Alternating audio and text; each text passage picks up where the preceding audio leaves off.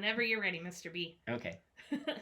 This video is going to be a whole lot of fun. Dwayne just told me that my brain is going faster than my mouth, which my mouth goes plenty fast. Yes. So that is what's happening right now here behind the scenes on the Blended Family Marriage Coaches. Hi, guys. Hello, everyone. Welcome back to our channel. I'm Megan. I'm Dwayne. And we are the Blended Family Marriage Coaches. That's who we are and what we do if you're new here. Our tagline is, blended families are hard. Nope, that's not our tagline. Marriages are hard. Blended family marriages are harder. We're going to get through this today. I'm excited about today's video because we're going to be talking about Christian marriage advice. And of course, we'll talk about blended families, but really what it's like to be married as a Christian, right? And the importance of the marriage relationship as a Christian. So I'm super excited to bring this to you guys. Stick around because you're not going to want to miss it either. So for the very best advice in your blended family marriage, don't forget to hit that subscribe button right there. It's usually right underneath me. Ring the bell. Ding dong. So that way you don't miss a single episode. And if you like this video, like this video. Here on the Blended Family Marriage Coaches, we talk about everything. We recently did a video on the struggles that you face during the holidays and the tips to survive them. Check that one out. We also talk about parenting. We talk about boundaries. We talk about finances. There's not a subject that we don't cover here on the Blended Family Marriage Coaches. We're talking about Christian marriages and the importance there and the tips that we want to give you if you're trying to establish a strong Christian marriage within your blended family. The first tip that we're going to talk about is establishing the non-negotiables. Right. I talk about decision fatigue when I talk about setting boundaries and how important it is to have decisions that are simply yes or no already established before you have to make those decisions.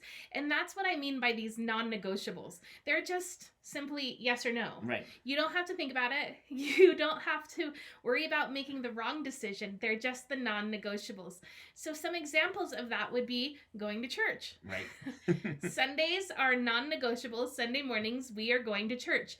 COVID is obviously an exception to that, but we still have maintained, whether it be distanced or online or something like that, we have maintained some kind of interaction on Sunday mornings within a church community. Our kids know when they come to visit us because of the way that we raised them, that if they're with us on a Sunday, they're going to be in a church. Yep. And that's just how we are. That's non-negotiable. We don't wake up on Sunday morning and say, are we going to church today?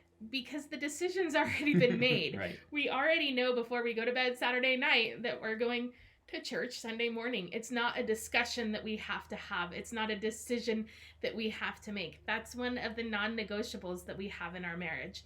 Another non-negotiable is prayer time. Right. That's not something that we take from each other ever. It's something that we're very considerate about, and we spend our time doing our devotions and our prayers separately and then again together as well. It's not something that we have to think about. It's not something that we consciously have to make the decision of what we're going to do. From a more practical perspective or day-to-day, I guess prayer time is day-to-day. I don't know how to say this. Another important boundary that really is a non-negotiable is being alone with people from the opposite sex. Right. That's something that we don't even think about. If an opportunity arises that we're going to be alone with somebody from the opposite sex, if it's unavoidable, we put up all kinds of protection. We do things like, okay, I will come into your office, but we're going to leave the office door open. Right. Or, okay, I can get a ride home from this person at work, but I'm going to text my spouse the minute I leave, and we'll text when we get to our destination. Right. Not to say that there are times when we are alone with people from the opposite sex, but there are all kinds of hedges and boundaries that are definitely established there. If it was easy, if this was a decision that just, would you like to come into my office? Would you like to go out for drinks? Would you like to do this? There is so much opportunity for boundaries to be crossed and conflict to be raised. Even if it is innocent, I never want to put that idea into Dwayne's head, and Dwayne never wants to put that idea into my head. Those are just some of the non-negotiables that we established as Christians in our Christian marriage. And there are times when that's not easy. There are times when, honestly, I'd rather sleep in on Sunday morning. There are times when we're missing opportunities for work because we will not compromise for our Sunday morning time together with our church families. There are times when, honestly, people look at us like we're weird because we won't hang out with people alone from the opposite sex. And people think, well, that's weird. What does she think's going to happen? Or what does he think's going to happen? Right. Nothing's going to happen because we're not going to give you the opportunity for it to happen. And nothing's going to happen within our relationship or within each other's heads or minds that would make somebody think that's going to happen. Right. So establish those non-negotiables. So that way the decisions just are natural. They just come naturally. You don't even think about them. And that's the first step that we tell you to establish a strong foundation in your blended family marriage. Right. We love to hear from you guys. Let us know in the comments, what are some Christian marriage advice that you've received that really is a non-negotiable? What is something that you guys don't even think about? It just automatically happens and it's just non-negotiable. And that's one of the ways that you guys establish your marriage strong on the bedrock of Christ. Let us know in the comments. We'd love to hear from you guys. So I think that we've all heard the saying, birds of the feather will flock together. And I really think that in our blended family marriage and in a Christian marriage, you really need to surround yourself with those that are like-minded. Sometimes this can be very difficult because obviously you might bring friends in, to the marriage from, high school or whatever it is. But if your life has changed since that time period, you really need to change who you're hanging out with. You need to change that thought process of, yes, they're friends and stuff like that, but it's probably not someone that you want to hang out with on Friday night, or whatever. So it's really important to change, who you're hanging out with. Surround yourself with those that are like-minded. That way you don't have to put yourself in a compromising position like we just talked about. That decision is really already made because you know that your lifestyle and the things that are important to you are not going to be in conflict with those that you're also surrounding. Not only that, but surrounding yourself with other Christian couples gives you the opportunity to, instead of venting or venting out your frustrations like we so often do about your marriage or about your spouse, or complaining, or those kind of very unhealthy, ineffective things that we're tempted to do in the day-to-day life, we have people that will pray for us. Right. We have people that will raise us up before the throne of God and pray for our marriage and speak life into our marriage and encourage us when we surround ourselves with people that are in similar situations. Right. They're not going to gossip about us, which is what people that aren't in the church family or don't have the same values and beliefs as us typically do. They're not going to give us poor advice like, oh, you may as well just get a divorce because that's never going to work out.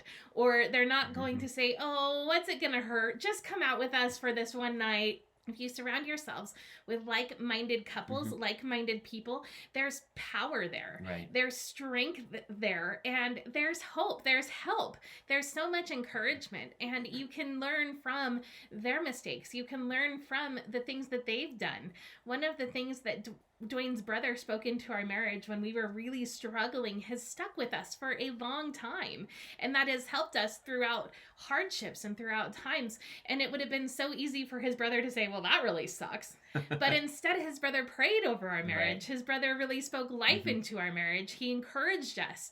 He told us why things were hard. He told us, oh, I see that, this happened and this happened. And that causes a lot of stress in your marriage. And that was just one example of us surrounding ourselves with the people who will encourage us and lift us up. Right. Sometimes we have to take a step back from relationships that we had that won't do that. Right. We have to realize, okay, every time I'm with this person, all they ever do is talk crap about their spouse. And I don't want to fall into that. I want to talk and encourage my spouse. I want to talk about the blessings that he is to me. Right. I don't want to fall into that negativity. And if you find yourself falling into that negativity, that's when you know you need to take a step back. Right. If you can be the light in that person's world and say, oh, that's really hard. I'm sorry that you're going through that, but what are some good things that's happening in your marriage? Or if you can pray for that person and lift that person up, then yes, absolutely feed into that relationship. But if you feel that pulling you into that negative space, then you need to take a step back and be responsible about the people that influence your marriage and your life, because that is so important when you're trying to establish a Christian marriage. So don't mishear us. Don't think that we're saying that you need to cut off ties 100%. We're not saying that. We're saying that, if typically you have a group of people that you hang out with on Friday night, or, you're doing stuff like that, and they don't align with your belief system, that needs to be, a barrier there. That might be someone that if you're going to have, like 3 or 4 group, maybe, I don't know, like post COVID, when we finally can have, like a Super Bowl party or something like that, maybe that would be the time to invite them over, because then they're not going to be the only ones there, and it would be really easy. They can actually see how you interact with, with your Christian friends, so that you can be a light to them. So we're not saying that you need to cut off 100% and then and never associate with them again. You need to make sure that, invite them, bring them into situations where you can be a witness, where they can really experience, more in of a group setting. It makes it a whole lot easier, I think. It's easy for Dwayne and I because our marriage is our ministry. Like, not only like your guys' marriage is, because I encourage you that your marriage is a ministry, and whether you know it or not, it is reflecting good or bad into other people's marriages. But Dwayne and I have established a ministry on blended family marriages. Like, we literally, our marriage is a ministry.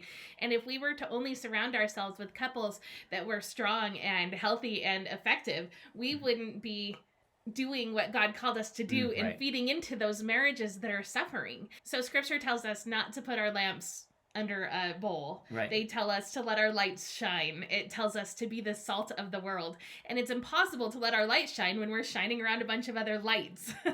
We need to go into the dark areas, and we need to go into the dark areas of even other Christian marriages and let our lights shine there in order to be the example. But we also know that we need the strong, healthy Christian couples to be able to lift us up as we're ministering to them. It would be really ineffective ministry. It would be totally against everything that Jesus called us to be if we surrounded ourselves in this comfortable little bubble where everybody is just seeking the Lord and nobody's doing any kind of discipleship or ministry. And that's hard. But at the same time, it is so important to make sure that you do have that comfortable space, that you do have those people that will speak into your marriage, that will give you the hope and the encouragement that you need in order to go forward. So that is something that we have established early on. We had a hard time asking for that kind of help, but early on we realized we need to surround ourselves with good people. Not that non-Christians are bad, but if we're constantly hanging around with people who are negative about marriage, negative about their marriage, then we're going to suffer as well. And the final piece of advice that we have in establishing a strong Christian marriage is spending time together. Ooh, imagine that. I know. I heard a phrase a while ago that when you pay, you pay attention. And that was within the coaching realm of people that are building coaching businesses and encouraging people to charge for their services. But really what occurred to me is, we have so many more resources besides money. We have the resource of time, which is probably the most important, because you can always earn more money. You can't earn more time. And I think that what you pay in your resources, whether it be financially or your time or your energy or your effort, when you pay attention. And you're going to pay for the most important things. You're going to pay not only financially, again, but also with all those other resources. When you pay, the more that you pay, that shows where your devotion is. So if your devotion is truly to your marriage, which it should be, I know that there are seasons in marriage. We did a video on seasons in marriage, and sometimes our seasons make it hard to make our marriage the first priority. When you're up all night long with a newborn baby, you're not thinking, how can I better influence my marriage? When you have a sick child, when life is happening at a speed that you can't keep up with, that is a time when you need to apply the brakes and put your priorities back in order. If you're just in a season and you know that you're just in a season and you just need to make it through, then don't worry about it. Just keep moving forward and get through that season. But if the season turns into a year, which turns into a century, and if the season is just moving at breakneck speed, you don't have the time or the energy to feed into your marriage. And that shows where your priorities are. I am sorry for all of you soccer moms. Your kids most likely will not grow up to be soccer stars. They won't? Probably not. I'm sorry for all you football parents, all of the sports, all of the things that are thrown at us every single day. Right. Of course, we're talking post-COVID or pre-COVID, not right now. And what happens is when something like COVID happens and you're forced to spend time with your spouse, you're like, who are you? Right. I've got some news for you. If you are married for longer than 20 years, you're going to have time alone with your spouse. Your children are going to move out. They are eventually, this season is going to end, and you still have a lifetime ahead with your spouse. And if you don't know them, if you haven't spent time cultivating that relationship, if you haven't spent time falling in love with each other and liking each other and knowing how to do that, it's going to be a shock to your system when those kids are gone and all you have to do all day is stare at your spouse. Right. And if you look at the timeline of a life cycle on a typical marriage, the time raising children is extremely narrow. Right. And it feels like that's the most important job, and it is, that you have, but it's important that you two raise them together as a married couple. And it's important that your kids see the priority of the marriage relationship in your home, because they're eventually going to be married, and they need to be able to know how to have an effective marriage. So the third piece of advice that we want to give you as a Christian married couple is to make your marriage the priority that it deserves. Right. It is the most important relationship in the home, period. Outside of the individual relationships that each person in the couple has with Jesus Christ, the marriage relationship is the single most important relationship in the home. Right. Everything is established on that. Yes, I would say the foundation is Christ. He is the rock of our home. He is the rock of our lives.